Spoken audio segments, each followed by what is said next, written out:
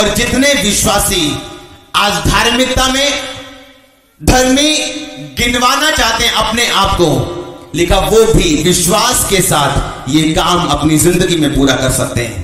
और बाइबल एक बात बताती है, हर एक जन जो आग में से नहीं निकला वो विश्वासी नहीं, जिसको परखा नहीं गया वो विश्वासी नहीं। आज 10 गवाहियां सुन के हर व्यक्ति विश्वास कर सकता है कि हाँ मैं परमेश्वर को मानता हूं, मैं बपतिस्मा लेता हूं, लेकिन जब परमेश्वर प्रार्थना को सुनना छोड़ दे और जब तरह तरह के चैलेंज और चुनौतियां आपके सामने आए, जब आपको लगे कि हाँ मुझे ये करोड़ों रुपया लेना चाहिए और परमेश्वर को 2 साल के लिए छोड़ देना चाहिए, तब आप क्या चुनते हैं, परमेश्वर या पैसा? तब परमेश्वर आपको देखेगा। और लिखा जब आप परमेश्वर चुनते हैं, लिखा फिर आप अब्राहम की संतान ठहराते हैं, फिर परमेश्वर आपको विश्वासी ठहराता है, फिर वो आपको अधिकार भी देता है दुष्ट आत्माओं पे, बीमारियों पे, आपकी प्रॉब्लम पे। आमीन।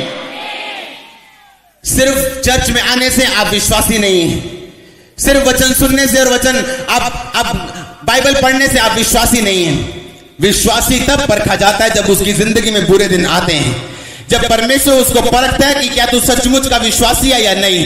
बाइबल में लिखा परमेश्वर ने अब्राहम को परखा, जब उसने लगातार परखा। 24 साल बाद बेटा दिया और बेटा देने के बाद भी क्या कहा, अब्राहम अपने इकलौते बेटे को जिसे तू बहुत प्रेम करता है मेरे लिए चढ़ा दे और जा पहाड़ पे इसकी बलि दे दे। और बाइबल में लिखा अब्राहम इस बात को सोच के कि शायद परमेश्वर उसको मुर्दों में से जी उठाए, उसकी बलि देने के लिए चल गया। लेकिन बाइबल में लिखा परमेश्वर जो इंसानों की बलि नहीं लेते, परमेश्वर ने एंड मौके पे मना कर दिया। लेकिन परमेश्वर ने कहा तूने जो अपने इकलौते को भी मेरे लिए रख नहीं छोड़ा, इसलिए आज मुझे पता चल चुका है कि तू पूरे मन और ताकत और पूरे शक्ति के साथ मेरे साथ प्रेम करता है। हालेलुया। आज से आपको तैयारी करनी है अपने विश्वासी जीवन की। अगर ये आसान होता तो परमेश्वर यीशु मसीह बोल देते, लेकिन ये आसान नहीं। यीशु मसीह ने कहा मेरा रास्ता तंग रास्ता है और थोड़े जो इसमें से प्रवेश करते हैं, लेकिन चौड़ा है वह मार्ग, चाकल है वह मार्ग, जो चौड़ा है जो आसान है और बहुतेरे उसमें जाएंगे क्योंकि वो स्वर्ग को नहीं जाते हैं। आज परहेज करना लंगर और वर्षा से आपको मुश्किल लगता है, लोगों के सामने अंगीकार करना आपको मुश्किल लगता है, लेकिन उत्तम पदार्थ आपके होंगे यीशु मसीह के नाम में।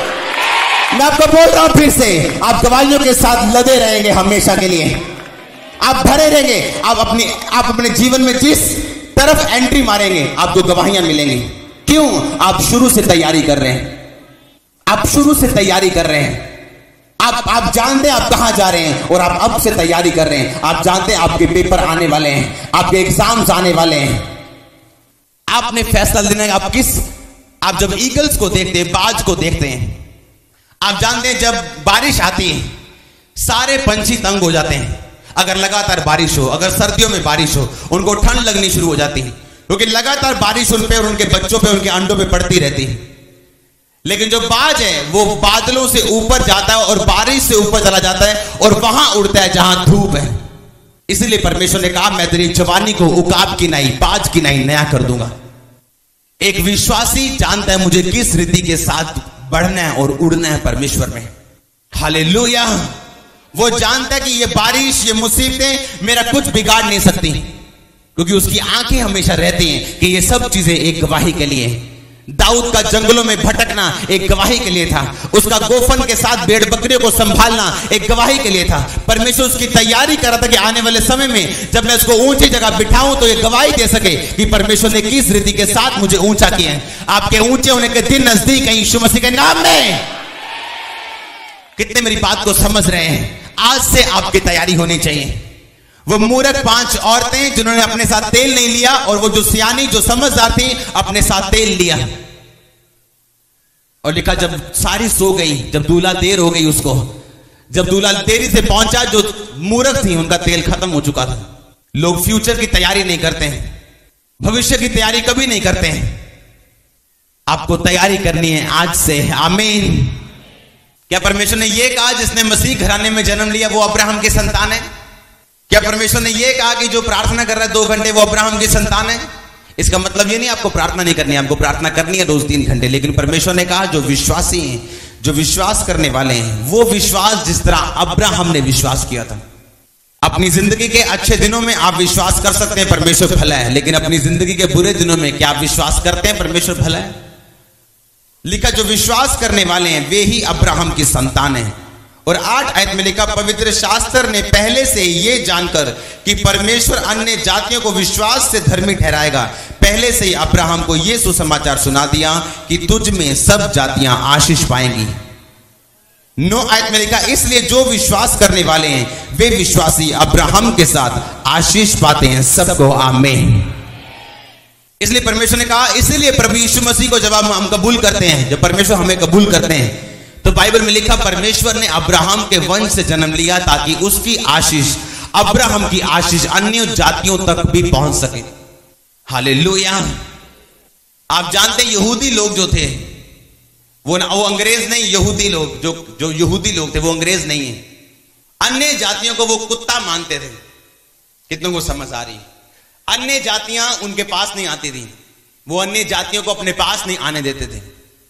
हम बोलते हैं हम ऐसे थे, हम वैसे थे, हम प्रभु में आए, हम घमंड करते हैं अपने आप पे, लेकिन इतिहास बताता है कि कोई भी जाति जो है वो यहूदी जाति से बड़ी नहीं है।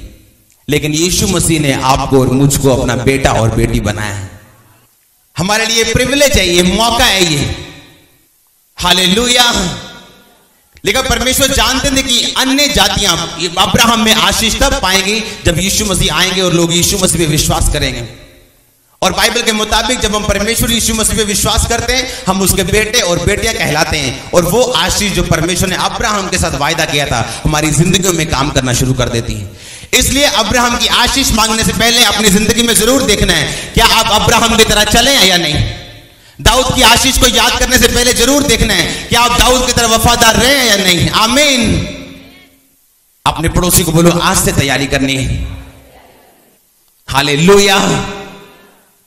आप जानते जब हम परमेश्वर के, जब मेरा जो रूम है, जो प्रेयर रूम है, लोग हैरान, कई बार लोग देखते थे कि मेरी वाइफ के पास जितना भी गोल्ड है वो आज पहनती है, उसके बाद 1 महीने बाद चेंज होता है, वो होता नहीं है। लेकिन लोगों को ये नहीं पता होता। जब हमें पता था कि हमारे घर में एक प्रॉफिट आने वाला है, तब से परमेश्वर के उस प्रेयर रूम में मैं डेली जाता था। और परमेश्वर का आत्मा मुझसे कह रहा है बोलने के लिए, जब डिलीवरी का टाइम था 1 महीने के करीब जब रहता था, जब डॉक्टर ने बोल दिया था कि कभी भी हो सकता है, 1 महीने में भी हो सकता है, 15 दिन में भी हो सकता है, वो लास्ट डेट पे भी जो आपको दी है वो तभी भी हो सकता है। हमको याद है हमारे पास एक ही गोल्ड चेन थी और मैं परमेश्वर के भवन में गया, मैंने बोला परमेश्वर ये सिर्फ डिलीवरी के लिए। और आप जानते हैं वो क्या हुआ उसके बाद। मैं जानता हूं आप जितने मर्जी भले क्यों नहीं, आपको लड़ाई के बिना कुछ नहीं मिलने वाला। आप जितने मर्जी अच्छे क्यों नहीं है, आपको फाइट के बिना कुछ नहीं मिलने वाला। जब लास्ट डेट जो उसकी कंप्लीट हो गई और हमने एक दाई से पूछा कितने दिन रहते हैं, बोलती 10 दिन रहते हैं अभी भी, और डॉक्टर के हिसाब से डेट खत्म थी। और मुझे याद आया कि मैंने 15 दिन से प्रेयर नहीं किया डिलीवरी के लिए, और परमेश्वर ने मुझसे कहा कि उस स्पिरिट को डांट। और तभी से मैंने उस शाम से मैंने प्रार्थना करनी शुरू की और नेक्स्ट डे उसको दर्द होनी शुरू हो गई थी। और फिर से परमेश्वर ने मुझे याद करवाया, तू वो नहीं पा सकता जो तू डिजर्व करता है, तू वही पा सकता है जिसके लिए तू लड़ता है और फाइट करता है। आमीन। आपको वो नहीं मिलेगा जो आप डिजर्व करते हैं। आप अच्छे हैं, लोग बहुत अच्छे हैं, लेकिन फिर भी सफर कर रहे हैं। वो ना चुगली करते हैं, वो ना दारू पीते हैं, वो ना लड़ते हैं, ना झगड़ते हैं, लेकिन फिर भी उनकी जिंदगी में आशीष नहीं है। वो सब कुछ सही कर रहे हैं, लेकिन फिर भी उनकी मैरिज नहीं हो रही। क्या परमेश्वर ये चाहते हैं? नहीं। आपको डांटने की जरूरत है शैतान को, उन आत्माओं को आपको फाइट करने की जरूरत है, तैयारी की जरूरत है। आमीन। अगर आप ध्यान से बाइबल पढ़ें तो परमेश्वर ने लिखा, मैंने तुम्हें सांपों और बिच्छुओं को रोंदने का पूरा अधिकार दिया। ये वचन सबके लिए नहीं है। पास्टर्स और प्रॉफिट जब ये बातें बताते लोगों को यकीन नहीं होता, बोलते वचन तो सबके लिए है। लेकिन ध्यान से पढ़ो, ये वचन परमेश्वर चेलों को बोल रहे थे कि मैं तुम्हें सांपों और बिच्छुओं पर अधिकार देता हूं, किसी वस्तु से तुम्हें कुछ हानि ना होगी। लेकिन क्या आप ये जानते हैं कि क्या आप में वो विश्वास है कि आप उसके चेलों की तरह उसके पीछे चल सकते हैं? तो ये वचन आपके लिए। कितनों को मेरी बात समझ आ रही है? मैंने एक बात को नोटिस किया, जब आप परमेश्वर में चलते हैं आपको अंदर से परमेश्वर एक हियाव देते हैं कि अब तो दुष्ट आत्माओं पे बोलेगा। वो दुष्ट, सभी लोग बोलते हैं शैतान चला जा, लेकिन शैतान जाता नहीं। पास्टर्स लोग ही बोलते हैं शैतान चला जाए, लेकिन शैतान जाता नहीं। क्यों? बाइबल में तो ये लिखा है कि तू शैतान को निकालेगा, शैतान को बोलेगा और शैतान जाएगा। फिर शैतान क्यों नहीं जाता?